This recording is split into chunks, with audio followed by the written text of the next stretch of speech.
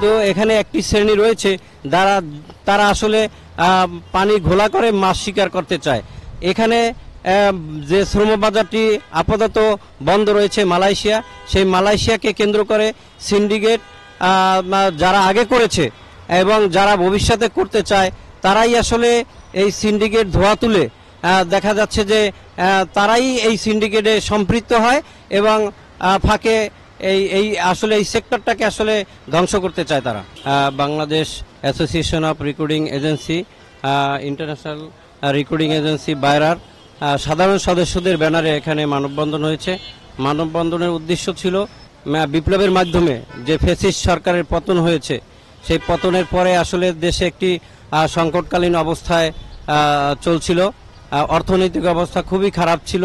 তো এই অবস্থা থেকে অন্তর্বর্তীকালীন যে সরকার, সে সরকার এর মোড় ঘুরিয়ে নেওয়ার জন্য সর্বোচ্চ চেষ্টা করছেন। তো আমাদের এই সেক্টর, কর্মসংস্থান সেক্টর, এই সেক্টরটি দেশের জন্য অত্যন্ত গুরুত্বপূর্ণ।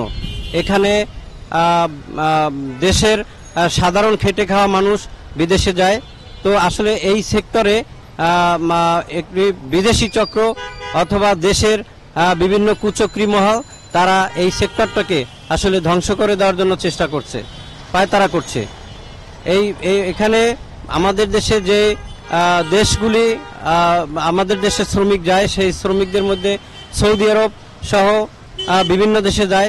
তো সৌদি আরবের কাজ চলছে, কিন্তু তাও বিভিন্ন ত্রুটি বিচ্যুতির জন্য সঠিকভাবে আসলে কাজ সার্ভিস দেওয়া সম্ভব হচ্ছে না।